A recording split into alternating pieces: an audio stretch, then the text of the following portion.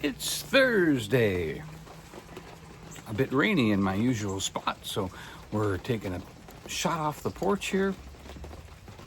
And I'm underneath the awning and a drip just came down. Well, today's kind of different.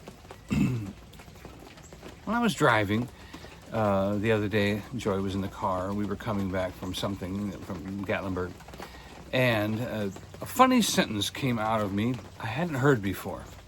I said, well, I'm not going to lift that for life. And that kind of caught my attention. Most people say, I'm not going to carry that for life. Why would I say, I'm not going to lift that for life? It was just odd to me. I'd never heard that before. And I thought, what is going on with that?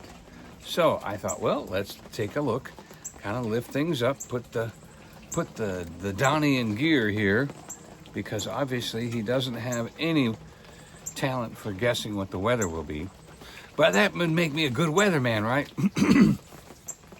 And that is, so I decided to look up lift in the Bible. Hope you all got your coffee today. Definitely needed it today with the chill in the air. All is well. So there's a desire when things like that happen for me to say, well, why did I choose I'm not going to carry that for life and change it to I'm not going to lift that for life? Well, one of the first examples that came to my mind immediately was an old movie from the 60s. I believe the actor's name was Tony, and he was playing the part of the Knight of the Round Table training. And whatever mistake he made, his trainer said, hold out your hand.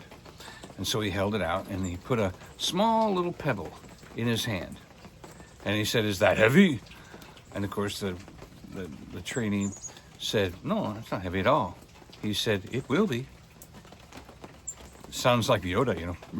It will be. So, what was the point? It was a very small pebble. But yet, at the threat of his life, he had to hold it up for hours and hours and hours. And I realized that he wasn't just learning a lesson about whatever thing, he was learning a lesson about holding on to things. You might think that little gotcha, that little problem, that little unforgiveness, just a tiny little thing. But yet the weight of it at the end of your arm, when it's way out and it's the end of your arm is heavy. What's attached to it is heavy. Oh yeah, you could have held that pebble forever. But what about the weight of your arm, your hand, and all of that? That's attached to it. So what are we trying to do here? We're trying to see that what you're lifting, what you're holding, is holding you back. And the pebble's very tiny, but yet, isn't it keeping my whole arm busy? My whole arm is not able to do anything else while it's holding this little pebble here in my hand. And that's what it's about. It's about the little things that are keeping us, tying you up. Not letting you use your hand, your arm, something in your life. Because that one little thing that you're holding on to is keeping you from doing anything else with your arm. Now, how does lift come into this? Well, I thought, I'm not going to lift that for life.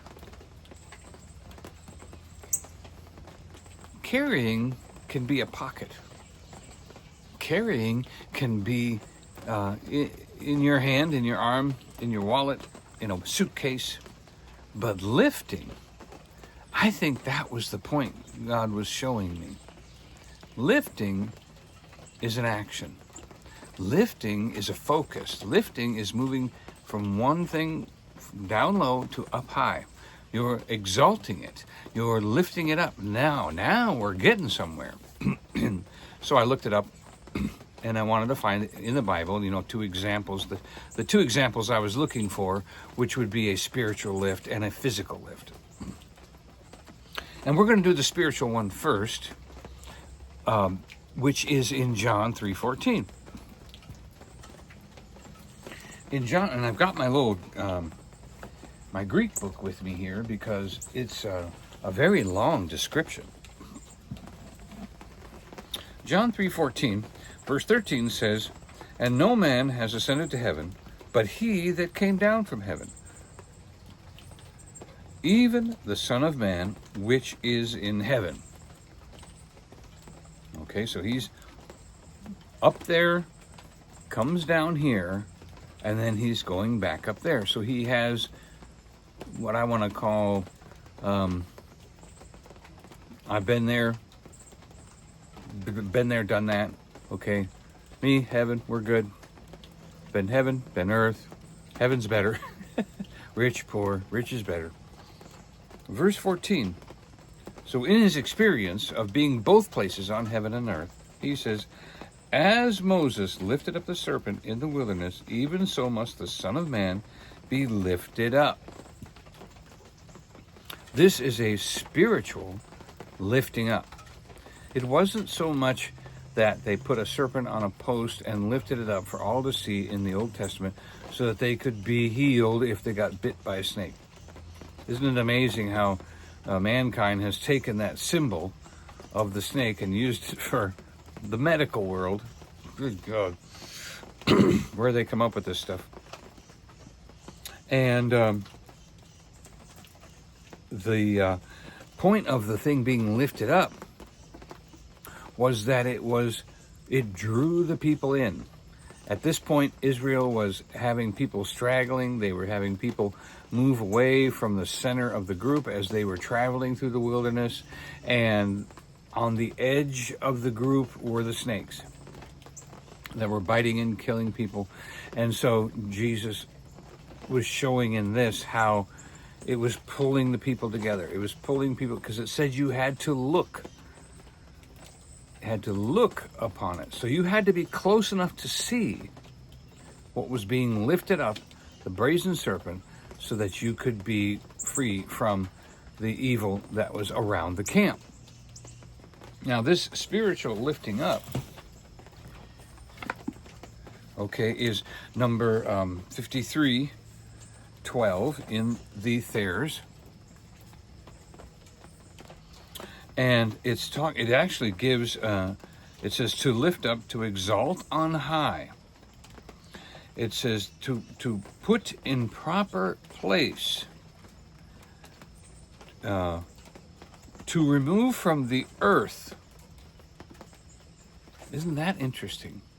To remove from the earth, to be lifted up is to be removed from the earth. Very important when it comes to the cross.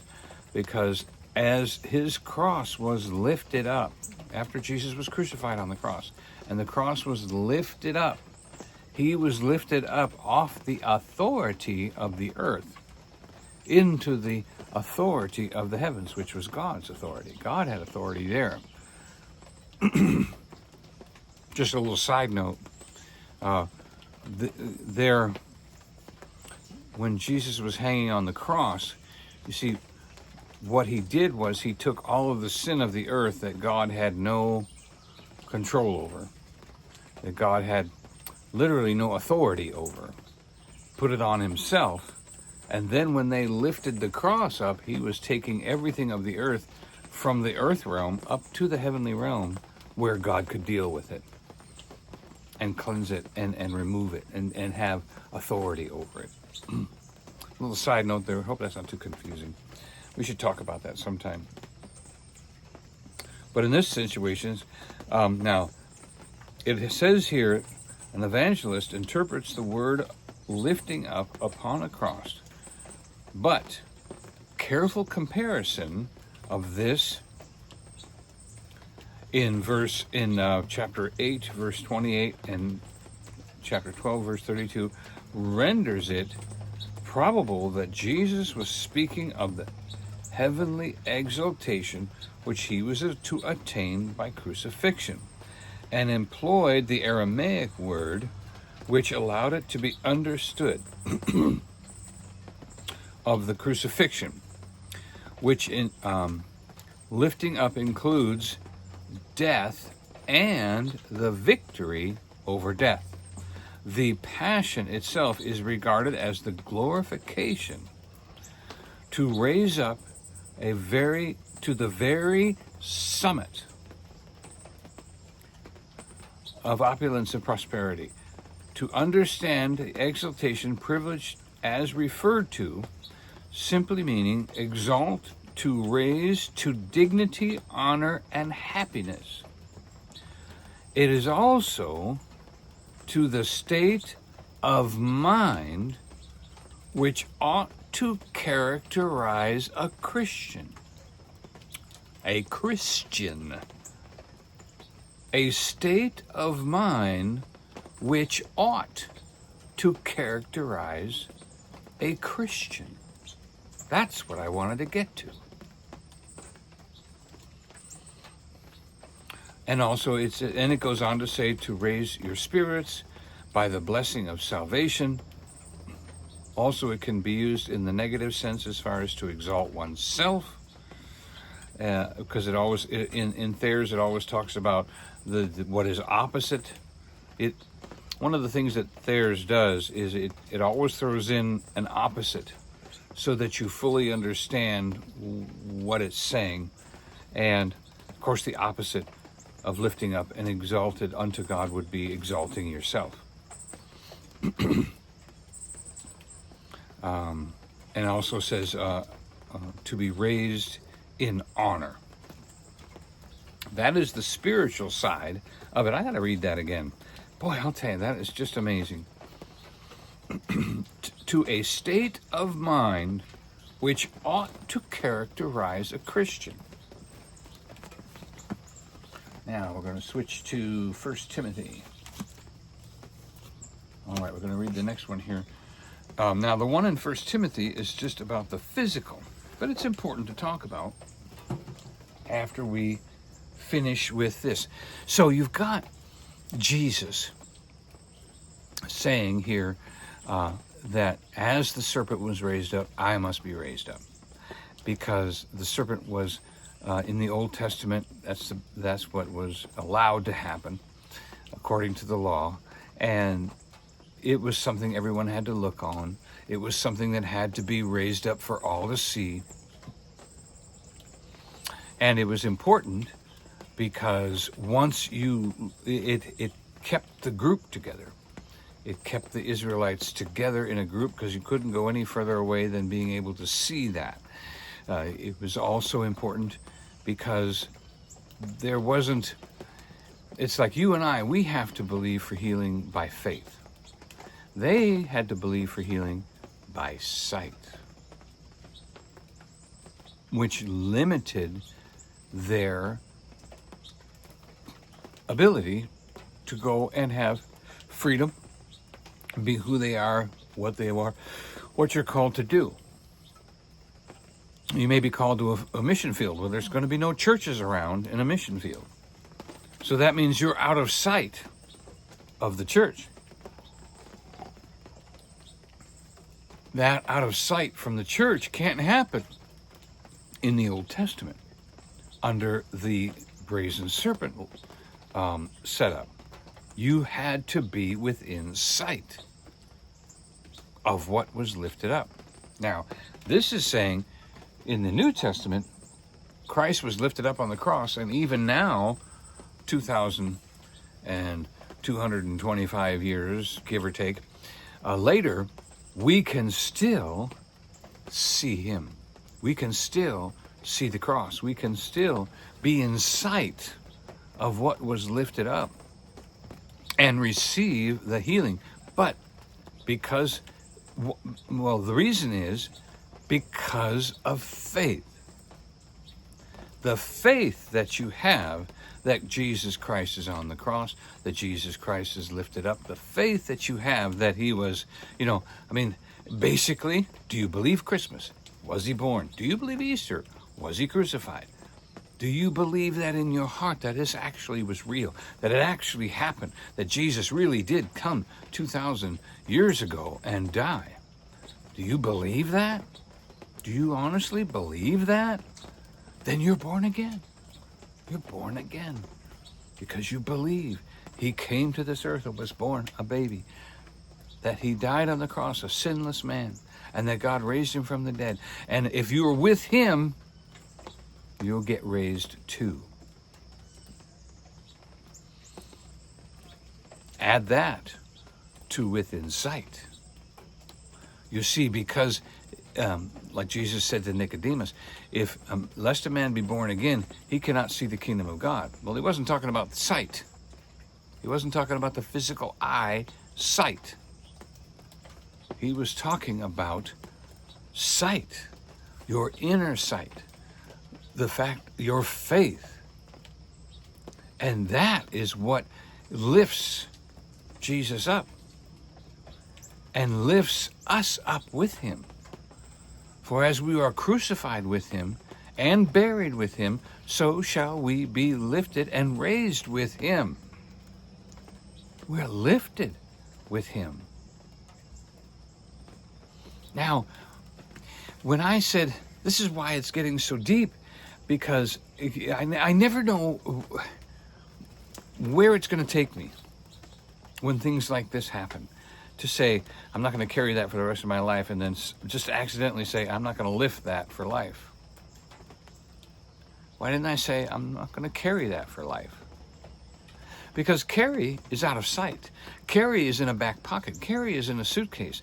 Carry is, but lift, that's in front of you. That's right there.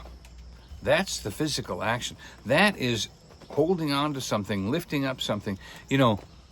When one of the definitions about the lift, which I think is here in First Timothy, is the fact of taking something from one place to another. When you exalt a problem in your life, when you lift up that problem, well, I've always got an argument with the husband. I'm always arguing with the kids. I've always got a bone to pick. There's always a bone to pick with you. Then you are lifting, not just carrying, but you are focused and you are lifting that problem. You are taking it from just a little problem, making it a big problem. And that is, I'm sorry, I'm looking for my that is the issue. It isn't carrying it that we've dealt with. Carry, drop it, let it go, get behind it, stop carrying that, release it, let it go. Unforgiveness, we've talked about that plenty of times. Just scroll back, you'll see it. Especially the the teaching on unforgiveness. Unforgiveness is not conditional. It's unconditional. Unconditional forgiveness is an absolute. You cannot have a condition on your forgiveness. And so we're now dealing with lift. Taking a part of me, my hand, and lifting something up. Employs my hand, my arm, everything.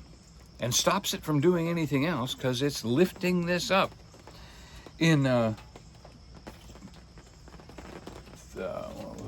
1 Timothy notes.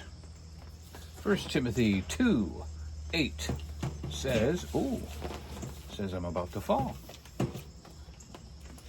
No, that's not 2:8. Yeah, 1 Timothy 2:8. Okay, very short chapter.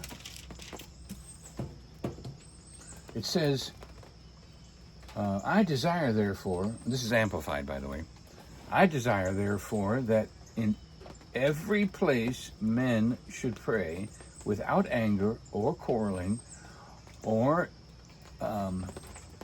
resentment or doubt in their minds, lifting up holy hands. Sorry about this, but had to move things around because of the rain. Lifting up holy hands. Now, in the translation, this is a completely different number. It's the number 1869. Isn't that funny that one of the numbers is like 5,300 something and the other one is 1,800? You know, there is kind of like a chronological, I've noticed in the Thayers, in the Greek words.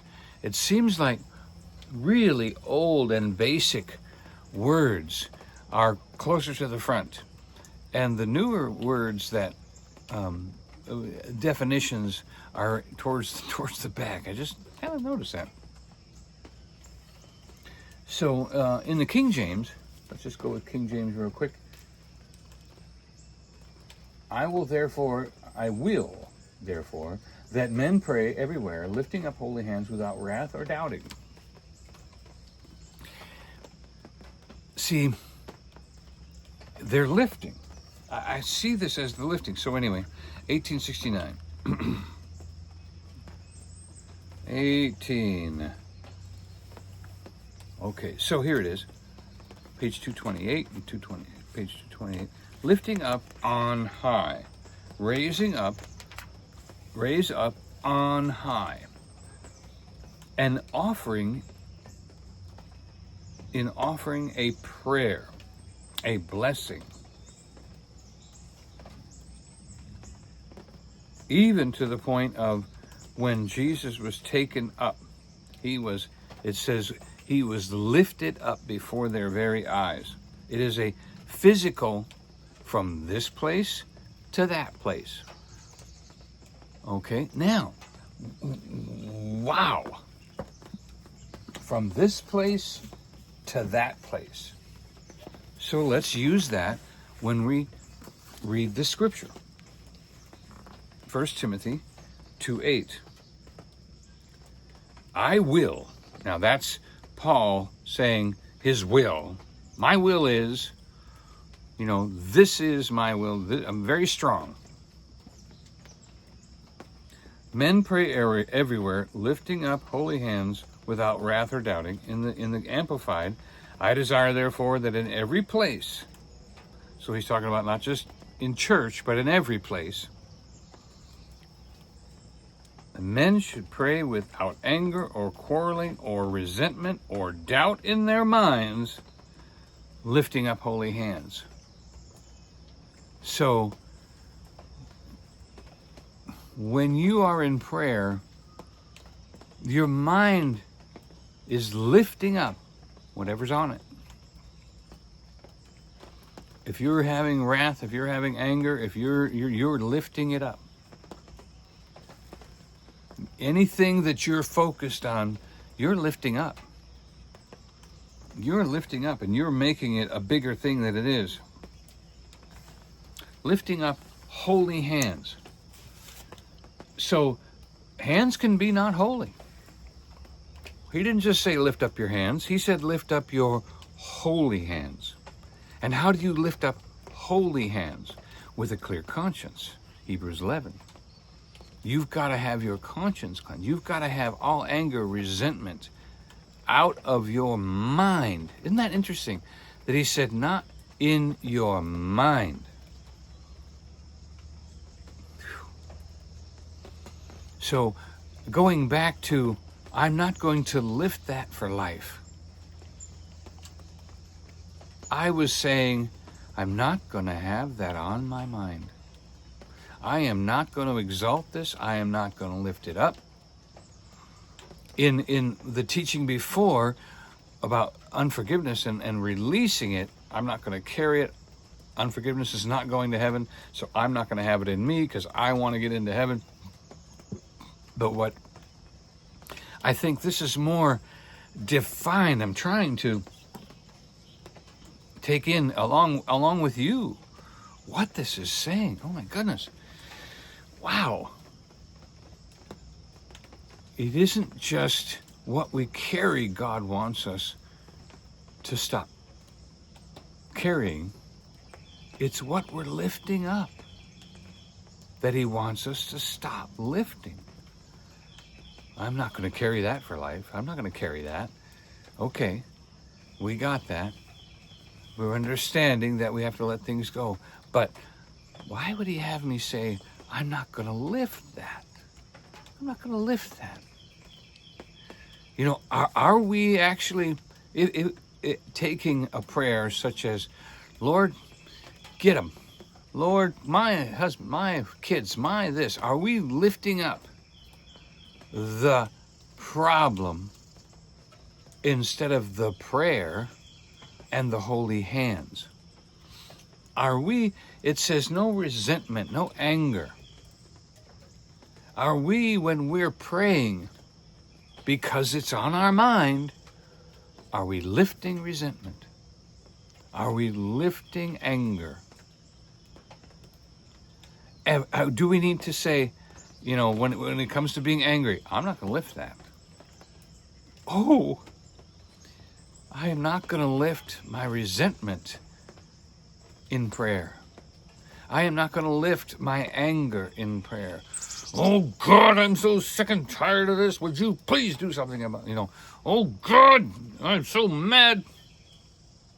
I am not going to lift this anger. I am not going to lift this resentment. I am not going to lift this to God.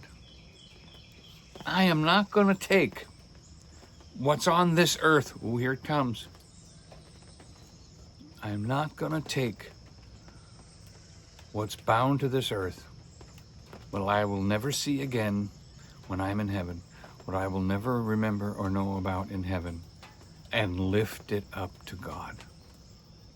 I am not going to take. Now, you might say, it's coming to my mind, you know, we're supposed to lift these things up, you know, and in prayer to God. Yes. That doesn't have, so when you are praying, imagine, you're praying for the person that's caused you issues, anger, abuse, that your hands, your mind is holy and peaceful when you pray for them.